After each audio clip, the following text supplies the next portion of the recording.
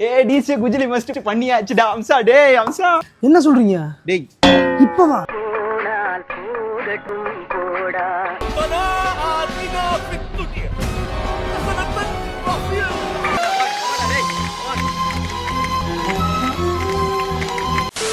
வணக்கம் மக்களே, இன்னைக்கு எதை பற்றி பார்க்க போகிறோன்னா டெல்லி கேபிட்டல்ஸுக்கும் ராயல் சேலஞ்சர்ஸ் பெங்களூருக்கும் ஒரு மேட்ச் நடந்துச்சு பார்த்தீங்கல்ல, அதை பற்றின ரிவ்யூ தான்.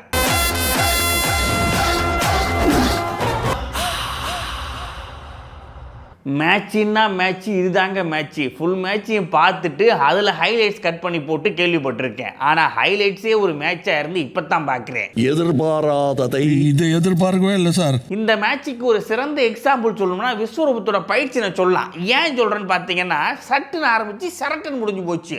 என்னடா நடந்துச்சுன்னு சொல்லிட்டு ஸ்லோ மோஷனில் போட்டு பார்த்தா தான் தெரியுது, ஓ இந்த மேட்ச்சில் இவ்வளோ நடந்திருக்காங்க.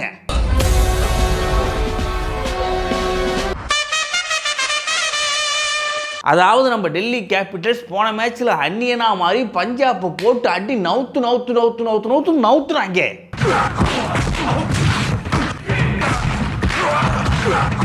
இந்த மேட்ச்சில் அம்பியா மாதிரி யாரையும் அடிக்கக்கூடாது, அது தவறான விஷயம், அந்த காரியத்தில் நான் பண்ணவே மாட்டேன்னு சொல்லிட்டு ஆர்சிபி கிட்ட அடி வாங்குவாங்கன்னு வாங்குறாங்க. என்ன அடிக்க போற போல இருக்கடா, அவர்கிட்ட சொல்றேன் என்ன பத்தி. சாரிடா அம்பி, எல்லாமே உனக்கு எதிராக இருக்கு. நீ வெளிய போ.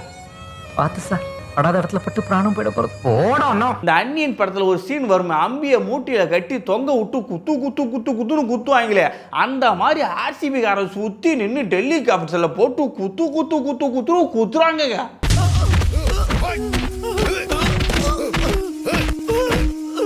இந்த சிட்டிசன் படம் பார்த்துருப்பீங்கல்ல, அத்திப்பட்டின்ற ஒரு கிராமமே இருக்கக்கூடாதுன்னு சொல்லிட்டு அவங்களுக்கு எல்லாருக்கும் சங்கிலியை கட்டி கடல் அப்படியே டப்புன்னு இறக்குவாங்க பாருங்க. அதே மாதிரி ஆர்சிபி என்ன பண்ணிட்டாங்க, டெல்லி கேபிட்டல்ஸுக்கு சங்கிலியை கட்டி கடலுக்கிட்ட கொண்டு போய் எல்லாரையும் டப்புன்னு விக்கெட்டுன்ற பேரில் இறக்கினே இருக்காங்க.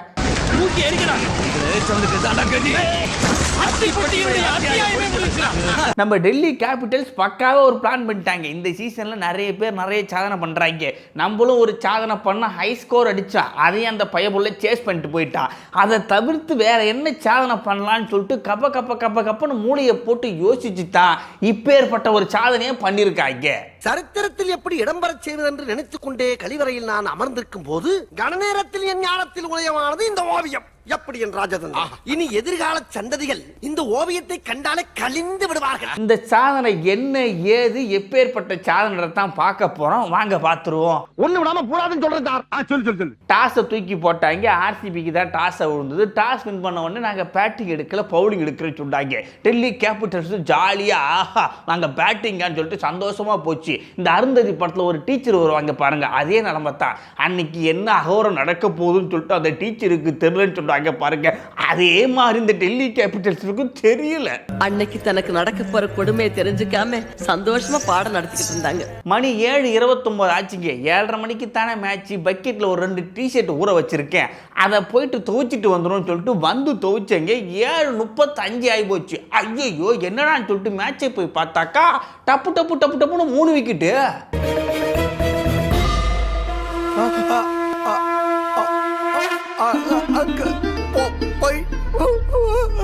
என்னடா இதுன்னு சொல்லிட்டு ஸ்கோர் போர்டை உத்து பார்த்தாக்கா 2 ரன்னுக்கு 3 விக்கெட்டு. ஆகா சூப்பர்டா, அற்புதமான ஸ்டார்ட்டா இருக்குடா டெல்லி. ஏன்டா போன மேட்சில் கொதின்னு கொதிச்சிங்க, இப்போ என்னடா கொதிச்சதெல்லாம் வடிகட்டுற மாதிரி இருக்குன்னு சொல்லிட்டு சரி ஓகே துவைச்சிட்டமே, அந்த டிஷர்ட் எடுத்துட்டு போயிட்டு காய வச்சுட்டு வரலான்னு சொல்லிட்டு வந்து பார்த்தாக்கா 5 விக்கெட்டு. யாருக்கும் ஒழுக்கம் இல்லை, யாருக்கும் பொறுப்பு இல்லை, யாருக்கும் இறக்கம் இல்லை.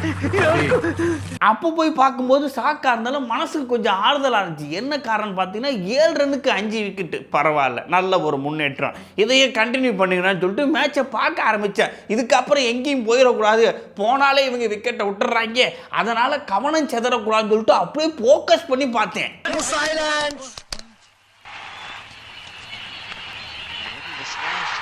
டெல்லி கேபிட்டல் சூப்பராக விளாட்றாங்க, கவனத்தை செதறக்கூடாதுன்னு சொல்லிட்டு ஃபோக்கஸ் பண்ணி பார்த்துட்டே இருந்தாங்க. நல்லா தண்டி கொசு ஒன்று காலில் கட்டிச்சா, இப்படி அடிச்சுட்டு இப்படி திமுந்து பார்க்குறேன் 6 விக்கெட்டு. என்னடா இது, இப்படி போனா விக்கெட் விழுது, இப்படி போனா விக்கெட் விழுதுன்னு சொல்லிட்டு இப்படி குனிஞ்சு முந்து பார்த்தா கூட விக்கெட்டா, அது ரொம்ப மோச்சட்டான்னு சொல்லிட்டு பார்த்துட்டு இருக்கேன். திண்டுக்கல் மாவட்ட எங்கடா புரோட்டா? நீ வர்ற வரைக்கும் வச்சுக்கிட்டு இருப்பாங்களா? போகிற போக்கில் பார்த்தாக்கா ஆர்சிபியோட சாதனையை ஆர்சிபியே முறியடிச்சிரு போலன்னு சொல்லிட்டு ரொம்ப ஆர்வமாக பார்க்க ஆரம்பிச்சேன். அந்த 49க்குள்ளே 10 விக்கெட்டு எடுத்துருவாங்கடா அப்படின்னு சொல்லிட்டு பார்த்தேன் பாருங்க. ஆனால் அதுக்குள்ளே வந்தாங்க இங்கே நம்ம மில்லரும் பொறையலும். அவங்க 2 பேரும் பார்ட்னர்ஷிப் போட்டு ஒரு அற்புதமான ஆட்டம்னு சொல்ல முடியல, ஒரு ஆட்டத்தை ஆடினாங்க. சரி மச்சி. ஏய் இல்லடா நீ அங்கே விளையாடு. சும்மா ஜாலியா விளையாடு. இல்ல 8 ஓவர் முடிஞ்சு போச்சு. 43 ஸ்கோர் வந்து போச்சு. இன்னும் 44, 45, 46, 47, 48, 49, 50 இது அடிச்சிட்டா போதும்டா, பெங்களூர் சாதனையை முறியடிக்க முடியவே முடியாதான்னு சொல்லிட்டு பார்க்கும்போது மில்லர் அவுட். மச்சி டேய் ஃபர்ஸ்ட் பால் ட்ரையல்லாம் கிடையாது, பாத்துக்க ஃபர்ஸ்ட் பால். மேட்ச் ரொம்ப பரபரப்பா போயிட்டு இருக்குங்க. 43 ரன்னுக்கு 7 விக்கெட்டு. இன்னும் 50 அடிக்கிறதுக்கு 7 ரன் தேவை. யாரா அடிப்பாங்கன்னு சொல்லிட்டு சீட்டு எஜ்ஜிக்கு வந்து அப்படியே நகத்தை கடிச்சுன்னு பார்த்துட்டு இருக்குங்க. அதுக்கப்புறம் பொறையல் கூட பார்ட்னர்ஷிப் போறாருங்க ஜேமி சார். 2 பேரும் பார்ட்னர்ஷிப்பை போட்டு அந்த எல்லக்கோடான 49 கடக்கிறாங்க. அப்பாடா வேற லெவல்றான்னு சொல்லிட்டு மேட்சை பார்த்தேன். அதுக்கப்புறம் டெல்லி கேபிட்டல்ஸ் அப்படி இப்படி அப்படின்னு சொல்லிட்டு அடிச்சு கிடிச்சு பிரிச்சு பெனாரு பார்த்து ஸ்கோரை எப்படி தெரியுமா ஏத்துறாங்க. 75 கொண்டு வந்து நிறுத்துறாங்க. அதுக்கப்புறம் இதுக்கப்புறம் எங்களால முடியாது சாமின்னு சொல்லிட்டு 75லே ஒரு ஃபுல் ஸ்டாப் வச்சு 16.3 75ஓட முடிக்கிறாங்க மேட்ச்.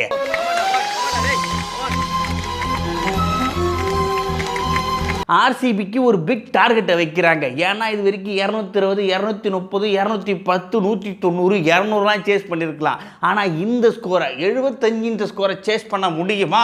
ஓப்பன் சவால்றான்னு சொல்லிட்டு டெல்லி கேபிட்டல்ஸ் பந்து போட ஆர்சிபி செகண்ட் பேட்டிங் ஆடுறாங்க. Open challenge. இந்த ஆர்சிபி இருக்காங்க பாருங்க, அவங்களும் சாதாரணமான ஆளே கிடையாது. 75 ரன் தானே, கொஞ்சம் பொறுமையாக ஆடினா என்ன, அதெல்லாம் கிடையாது. நாங்கள் எப்பயுமே ஆடுற மாதிரி தான் ஆடுவோம்னு சொல்லிட்டு பார்ட்னர்ஷிப்பை போட்டு பிரிக்கிறாங்க. லெக் சைடுல போடாதடா, ஆஃப் சைடுலயே மெயின்டைன் பண்ணு, அடிக்கிறாங்கன்னு தெரியுதுல்ல. நம்ம பெத்தேல வெத்தலை கிள்ற மாதிரி டெல்லி கேபிட்டல்ஸ் பவுலரை போட்டு பிரிக்கிறார். கண்டினியூவா 2 6 சொல்லிட்டு மாட்டடி அடிக்கிறாரு. மச்சி 32 ரன் தான்டா அடிச்சிருக்கோம், பாத்ரா ப்ளீஸ்டா. டெல்லி கேபிட்டல்ஸ் பார்க்குறாங்க, டேய் கொஞ்சம் பொறுங்கடா, 75 தான்டா ஸ்கோரு, ஒரு 10 ஓவர் வரைக்கும் கொண்டு வாங்கடா, அப்போ தாண்டா பந்து போகிறதுக்கு ஒரு மறுவாதியாக இருக்குன்னா அதெல்லாம் நாங்கள் கேட்க மாட்டோம்னு சொல்லிட்டு பிரிக்கிறாங்க. இதுக்கடையில் நம்ம பெத்தேல் அவுட் ஆயிட்டார். அதுக்கப்புறம் வந்தார் அம்மிக்கல். நம்ம படிக்கல். அந்த மனுஷன் வந்து அம்மிக்கல்ல கொத்துற மாதிரி அந்த மனுஷனுக்கு கொத்த ஆரம்பிக்கிறான். ஏன்டா உங்களுக்கு மனசாட்சியே இல்லையா? 75 தான்டா ஸ்கோரு, கொஞ்சம் பொறுமையாடுங்கன்னு பார்த்தாக்கா ஒரு பக்கம் அம்மிக்கல், இன்னொரு பக்கம் விராட் கோலி, அந்த மனுஷனும் போட்டு பிரிக்கிறாங்க. எப்படி போட்டாலும் அடிக்கிறான்டா. மேட்ச் கொஞ்சமாச்சு லாங்கா போகும். ஒரு 10 ஓவர் வரைக்கும் இழுப்பாங்கன்னு சொல்லிட்டு பார்த்தாக்கா 6.3 ஓவரில் ஸ்கோர் அடிச்சு முடிச்சுட்டு டாட்டா காட்டி கிளம்பினே இருக்காங்க. என்னடா இது மேட்ச்? T20னா இந்த பக்கம் 20 ஓவர், அந்த பக்கம் 20 ஓவர், மொத்தமாக 40 ஓவர் தான் போடுவாங்கன்னு பார்த்தாக்கா மொத்தமாக 22 ஓவர்லேயே மேட்சை முடிச்சிட்டாங்க. ஆனா டெல்லி கேபிட்டல்ஸ் கிட்ட இப்படி ஒரு டிரான்ஸ்ஃபர்மேஷனா எதிரே பார்க்கல. போன மேட்ச்ல அப்படி ஒரு பர்ஃபார்மன்ஸ், இந்த மேட்ச்ல இப்படி ஒரு பர்ஃபார்மன்ஸ். எதிர்பாராததை இதை எதிர்பார்க்கவே இல்லை சார். பாப்பா டெல்லி கேபிட்டல்ஸ் எப்போ கம்பேக் கொடுக்குறாங்கன்னு சொல்லிட்டு. ஆனா பெங்களூர் சும்மா சொல்லக்கூடாதுங்க, வேற லெவல் ஆட்டாங்க. ஃபர்ஸ்ட் டெல்லி கேபிட்டல்ஸ் வந்து ஆர்சிபி அடிச்சிருப்பாங்க. அதுக்கு பழி வாங்குறதுக்காக இவங்க ஒரு பர்ஃபார்மன்ஸ் பண்ணாங்க பாருங்க. பழின்னா பழி, அந்த மாதிரி பழி. ஆனா எங்க ஆட்டம் வெறித்தனமா இருக்கும். நல்லது. இதாங்க டெல்லிக்கு பெங்களூருக்கு மேட்சில் நடந்த ஒரு அற்புதமான நிகழ்வுகள். மேட்ச்னா மேட்ச், தரமான மேட்ச். இதுக்கப்புறம் இந்த மாதிரி மேட்ச்லாம் நடக்கவே கூடாது. மீண்டும் ஒரு நல்ல வீடியோ கூட உங்களை வந்து சந்திக்கிறேன். அதுவரை உங்களிடமிருந்து விடைபெறுவது உங்கள் நான்.